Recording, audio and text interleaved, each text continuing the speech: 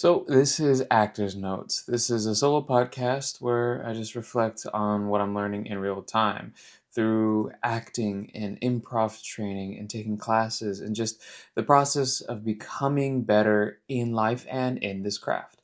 Now, I want to start off one thing for certain. It's that none of this is very polished lessons. This isn't advice from someone who's figured it all out in the acting industry and is a professional working actor. I have booked a handful of commercials as a model as well, here based in the Midwest, and I've booked my first feature film just a few months ago in March, and I'm hugely proud of it. And I do have on-set experience, and like I said, these are just notes that I'm noticing while I'm still in the middle of work, like actual notes, either in acting class or improv training, not really on set, even though that is curious to do. I'll just write down things that I either notice or I feel like I should remember people's names. Sometimes I'll go to my iPhone and I'll type in notes on my iPhone app of everyone I met, from the wardrobe stylist to the not the casting director, the assistant director, even to anyone.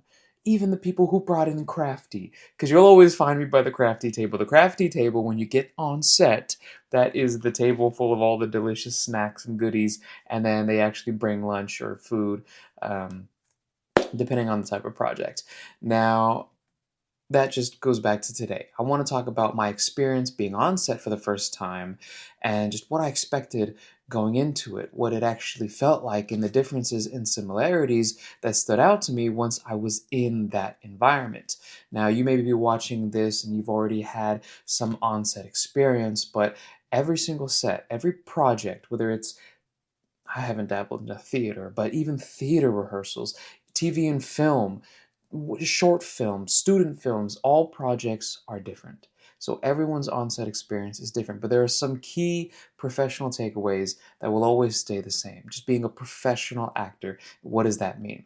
Now, I do also want to point out before we get started, this is a little bit more laid back on terms of actors' notes. This is just me going over my notes. I have a podcast mic here, but truthfully, I've been using these DJI mic minis, and they have been doing justice so far. So, a lot of the setup for actors' notes is different. My lighting equipment is better, but I'm just trying to brag now, just because I do really appreciate you guys listening to Actors Notes, and yeah, just so we can grow with each other. Now, I want to talk about not the first ever experience I had on set and the feelings leading up to it, but I wanted to talk about a TV series that I was a featured background in. Now, a lot of coaches, actors, whoever it is, they say, don't really, I mean, background work is background work. It's not really much. But like I said, it's featured background work. Now, what does that mean in my situation? Now, a part of this TV series, we did, I don't know, we did like 5 or maybe 4 seasons. All I know is that we filmed for 2 weeks. So this is the longest I've ever been on set. I've never experienced anything like this. So when I got the audition for it, it was just as, say, a model. Now I can say the name because I bet it's probably already released, as well as the other series. It's called Hot Court. Now you can watch it free on Tubi. Bobby Rice and Daniel Robbins, they are the directors, the producers of Hot Court, Hot House, and Hot Kitchen. Now, I was a featured background on Hot Court, and there were about maybe 24. It felt less than that, but I feel like it was probably 24 featured background in Hot Court. Think about it. You're in, the name kind of gives it away. You're in court, and the feature background is the people in the stands. Either the actual court, but it's called hot because they're hot. All the feature background, all 24 of us were actual hired models, and we would be watching the plaintiff and the defendant and the judge. We watched them have this funny bit or funny skit, whatever they were filming that day. Now, we filmed 2 episodes each day for 2 weeks. I did that once, and then they actually were going to continue doing Hot Court, so I did that for another 2 weeks. So 4 weeks in total, 2 episodes each.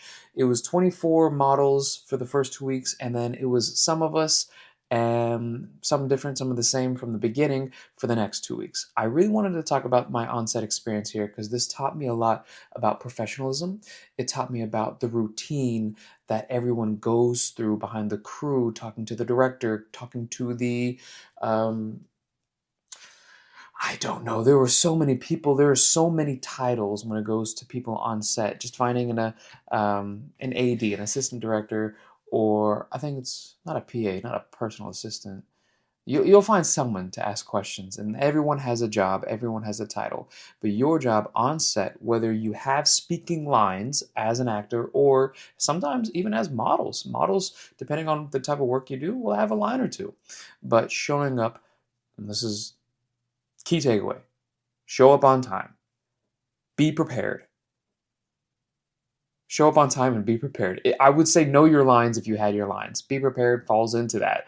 But, I wanted to talk about what I expected going into it when I first got the audition. And then I found out that I booked it and it said for 2 weeks. So I was like, oh my God, 2 weeks? I believe it was for Gosh, it was such a while ago, but it was so much fun. I just remember, I think we did 12-hour days. I remember 7 a.m. call time, 7 p.m. we finished. Sometimes we finish at 5, but I just remember showing up on set and like this is like depending on the project you do, regardless of what it is, you get to go to work. You get to Especially in my case, I didn't have any lines. I had to show up with wardrobe. So I guess that's something that I can begin with. And I felt a lot of pressure to bring the right clothes because when you get an audition and then you book it, and then you'll definitely get an email from your agent, from your manager, or if you self-submitted, you'll still get an email from the producers, from the company. Talking about wardrobe and what to bring, the location, your call time. Call time, essentially, and I think I have a pamphlet. I don't know. I have a whole bunch of scripts and stuff that I got to go through here. But you'll get a call time, and that just means when you have to be there at the location on set. Sometimes they'll be very specific, like you have to go around the corner or you have to do this and that. But they're very specific. You'll get all the instructions you need in that email along with your wardrobe. So wardrobe, sometimes you get a mood board or kind of like a storyboard. The storyboard might be a little different. That's more action. But mood board is essentially like a Pinterest pictures where they're like, ooh, just wear, do you have anything black and athletic, or do you have like a flannel, a checker flannel, or jeans that are ripped? Sometimes they're specific, sometimes they're broad, but they'll send you like a mood board or an idea of what to bring from your own personal wardrobe. That doesn't mean you have to bring, if you don't have what they asked for, then all else has failed. Just bring what you can. Now, one of the biggest things I also learned before showing up on set, I would just bring it on like the actual hanger. I'd pull it out of my closet, just bring it with me. And then I realized on set, after so many times, I would notice people have like this bag. I forgot what the name was. It's not a body bag. I mistake that one time. I asked a wardrobe stylist one time, do you have a body bag for my clothes? They're like, what did you just call it? It's a certain name. I can't remember right now. But it's just to protect your clothes. That was a great investment. Went to Target. They had a whole bunch over there. And so that really helped. Another one too, depending on how much wardrobe you have to bring, a small suitcase. Now it's weird to think showing up on set with a suitcase makes you stand out, but it makes you look very professional because that's one of the things. I mean, it shows that you actually take care of your wardrobe. This is something that I've been seeing so many times on set. So it just shows that you're professional. So not just the bag for your clothes, but if you could put that in a small to medium sized suitcase to show up on set, it just shows you're very organized. Sometimes I bring a duffel bag for my shoes or anything else that didn't fit in there as well. And I know wardrobe stylists like options. And what I mean by options is that the more you can bring, if you can bring your entire wardrobe, bring your entire wardrobe. I've done that so many times for headshots, for showing up on set, and at more than 90% of the time, they don't use almost all of it. They look at what I'm wearing that day, and they said, just wear that. What you're wearing is good. I can't tell you how many times this happened. I've shown up in jeans, this exact black shirt or like a long sleeve black athletic shirt, boots, brown boots, and a black belt. That's it. And they're like, oh, dude, this is a great outfit. Wear that. I'm like, dude, thank you. I don't have to, because like taking out your clothes and putting them on a table, especially with all the camera crew and other actors or whoever you are is going around, you don't know where you are. Sometimes you're in a weird location in terms of just like where everything is placed and you got to place your clothes. Sometimes it's a hassle, but it's what you got to do. And if they say just wear what you're wearing, which might happen if you show up on set, it'll be like, I like what you got on. Now, the big thing with wardrobe before I actually get into what's going on set and my experience with it is logos.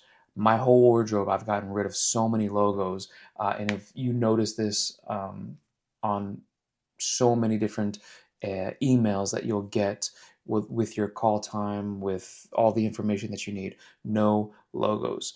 That's just for, TV and film. You don't see a lot of TV shows and all that having logos sponsoring Adidas or Nike. Sometimes you'll see an Apple, thing, but those are iconic. The less better, just for what do you call it? Copyright? Is it copyright? IP problems? I don't know, something like that. And so, yeah, no logos. Do your best. I shop at Abercrombie and Fitch, H&M, Old Navy. Those are my 3 go-tos. Abercrombie's really up there with no logos. And it's good quality too. Now, let's talk about the meat and potatoes of what's actually going on. Showing up on set. Even though, yeah, like I said, I was feature background. I had no lines, but I was able to experience 2 episodes, meaning there was 2 different actors. Sometimes it was a group as the plaintiff and defendant, if you think about it in the court terms, and then the judge. Even the judge was an actor. He was like the main actor, an amazing actor, and everyone had their lines, and it was this banter. And I would notice things. I was like, oh, I didn't realize that's how you make a TV series. Now, like I said, every project is different, but in my case, say we were filming 1 episode, right? We would have our wardrobe as the hot court. The wardrobe stylist would go to each of us each morning, pick out an outfit, and then another outfit for the second episode. We'll be shooting that later that day, and then they would be setting up the set. It was the same set we used. Nothing changed about the set. It was just the camera angles that changed. Some we noticed, some we didn't notice because we didn't have to. And I'll get to that here in a second. But we would change into our outfits. They would call us to set. We would get into those, those pews, those aisles. And before all this happened, by the way, the 2 actors, or if it was the plaintiff and the plaintiff and the defendant could be groups of people. They would arrive as well. They would get dressed up. They would actually go rehearse. I forgot to say this. This makes total sense. They would rehearse on set before they actually put the background there, so they get a feel for the scene, what's going on. I'll tell you this. Even though that we weren't allowed back there, I've experienced, like I said, I did my first feature film. Yay, Gio. Back in March, and I experienced, all right, what the rehearsal process was, and it's more of just finding the rhythm. It's about collaborating because the two actors in this situation, they never met. They showed up at the same time. They probably just met for that very first day, even though they have this scene that could be very intimate with the words, or they could have a relationship. This all goes to acting. This all goes to your character breakdown, your script work. You don't have to know this person to have a great scene with them, but you do have to be collaborative. So when you go to rehearsal, you just work. It just lets you kind of just work it out. You see what this scene is about. You see how your partner might give you a line that when you were rehearsing by yourself, when you had no one to do it with, or you're fortunate to do it with someone else. It's still a different person, so they might deliver a line to you that you didn't think, like, oh, why'd they ask that like a question, or why'd they say that with such sincerity, or why are they just being a dick with this? I thought they were supposed to be nice in this scene. It's their actor's choice to make this character come alive. However, they, of course, stay true to the work and prep as best you can. But when you're on set, you just don't know. And here's another big thing, too. Actually, I'm going to hold off until we get to set. I'm going to still talk about rehearsal. They would rehearse, the judge, the plaintiff, the defendant, the director. They would all go through this flow, trying to figure out the scene. It was very comedic. So a lot of improv was taken in place. That I took improv class at the Second City in Chicago, and I was very proud of that. I vlogged the entire trip. If you want to know more about that, actually, this is Actors Notes. This is a totally new YouTube channel. Or if you're listening on Spotify, this is a new podcast. So I'll have to figure out how to get you guys my improv journey. But I essentially vlogged my improv journey. But going back to what I'm saying. After rehearsal, which doesn't take too long, they would call now the feature background. We would show up on set, get in our pews, get situated. Excuse me. And one of the things I would notice is that when they started the scene, they would mess up. Of course, nothing ever goes perfectly, but I didn't realize that they would be doing take after take after take after take, and doing it different variations, because the director, even if they called action, the director, and every director is different as well as with the project, they would give them a different direction. They would say, actually, can you say that more like a question? Or we're trying to be more funny here. Can you give me different variations?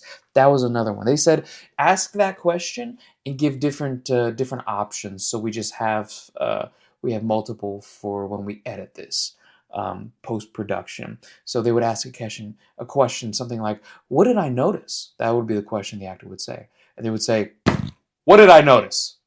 Or, what did I notice? They would say they would say it in that sequence, which seemed odd in real time. As you watched it, you said this person said the same line 3 different ways. It was really funny, actually.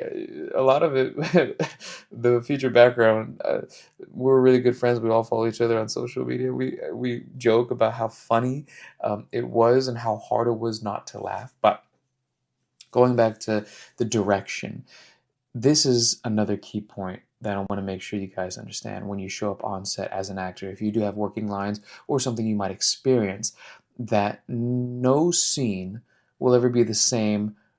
Sometimes. Okay, I want to say that loosely, because there are some actors, in my case, I did do this for the feature film, and I am going to learn from this lesson, that there are some actors who will say the exact same line the exact same way. They might even say the whole scene the exact same way. Even 2 actors might do it the exact same way, take after take. And a take is essentially say action, then cut. They might do it again because, I don't know, they have to get different camera coverage, which I'll get to here in a second, or the director might give them more information, might give them a different direction. Some actors may still deliver the same performance they just did the take before, or they might do something different. Now, it's the actor's job to be very adaptable. That's another key point.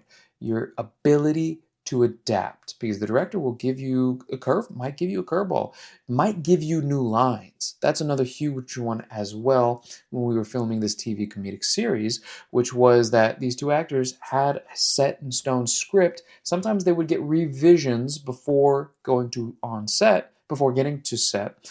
And say, actually, this joke didn't, we don't like this joke, we scratch it out, here's a different joke. Sometimes the day before, sometimes the week before, it all varies. But it'll still happen even when you are filming. You got your makeup, you're in your wardrobe in real time. The director will say, actually, scratch that entire joke out. That could be, a thick chunk of dialogue, and be like, say this instead. And they would say a your mama joke talking about their red dress, and it's summertime, and I don't know, improv the rest, but talk about their red dress. We really want to hit that note. That's a direction that's a director can give you. And you're like, sure. And sometimes they would just mess up that direction, but they would just keep doing it until they got it right. So your ability to adapt is very important. Now, I don't want to scare you with that, but that's the whole point as an actor, to discover in your ability to work with another actor, with another group, and see what they give you. And don't get so fixated on the lines. That's one thing that not just for this feature background role, but for just so many projects where I was trying too hard to control and overthought a lot about the lines. I got to say these lines.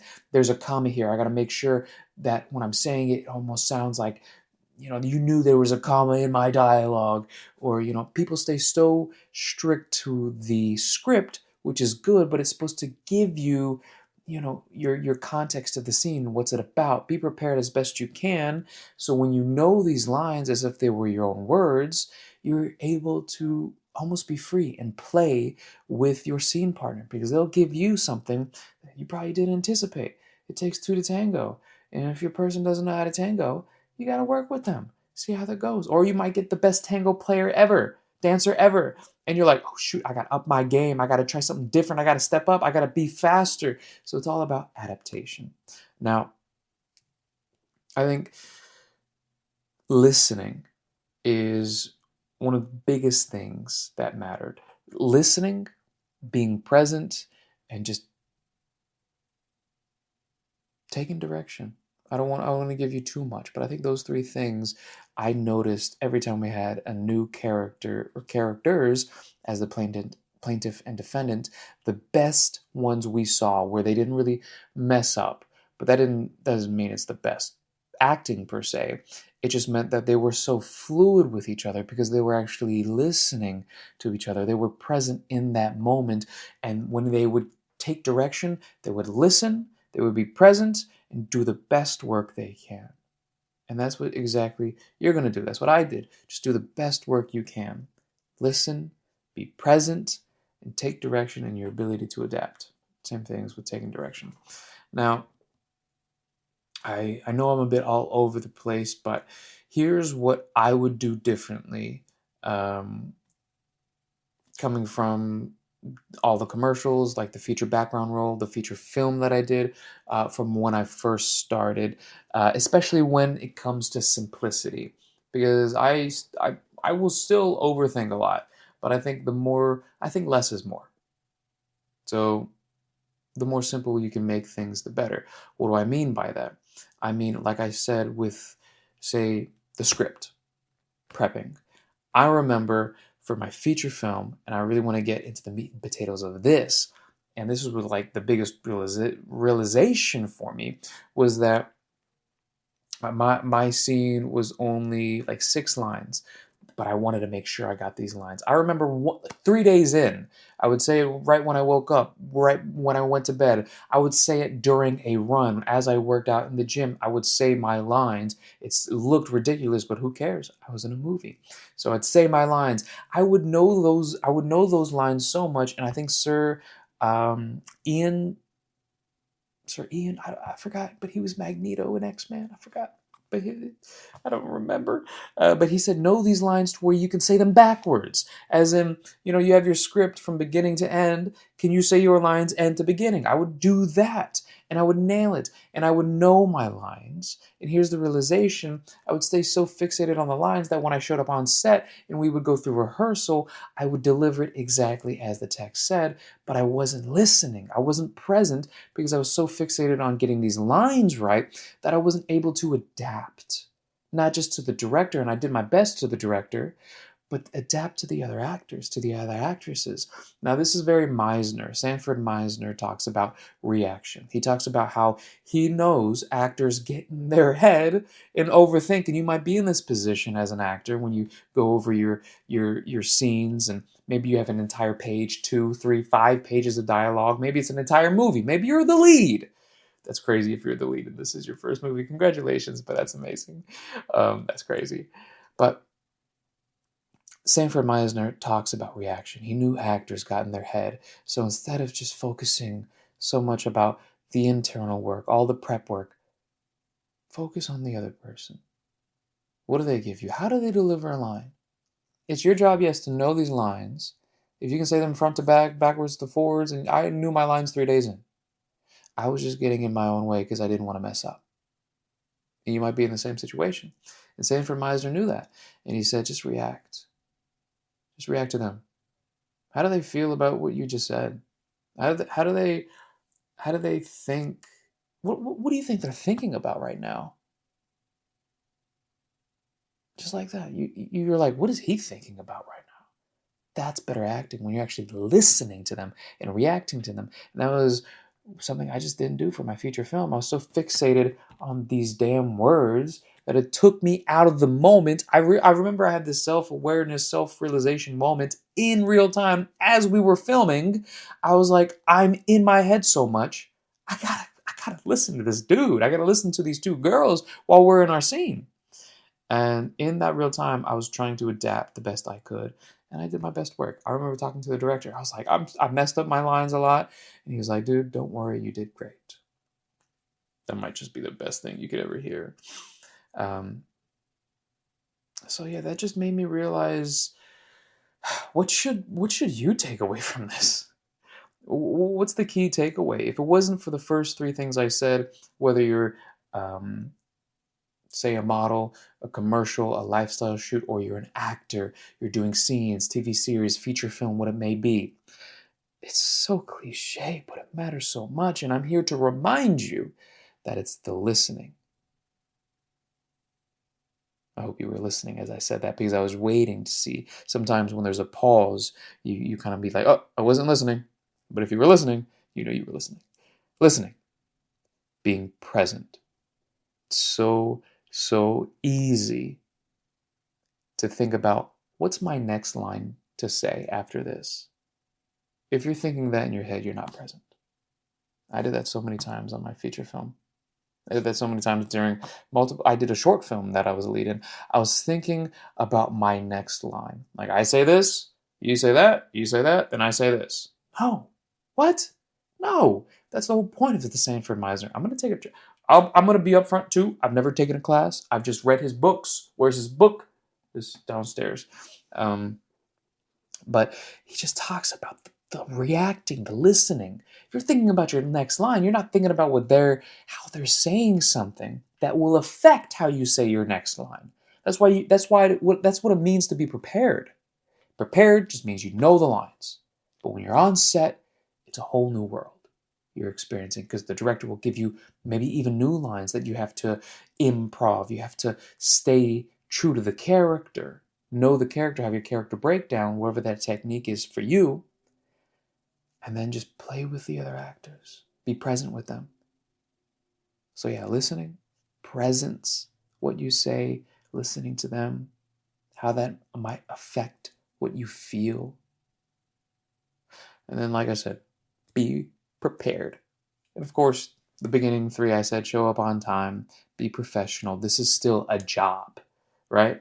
You still show up on time. You're still kind to your castmates, to the director, to everyone, and be a good teammate. That's the whole point of collaborating.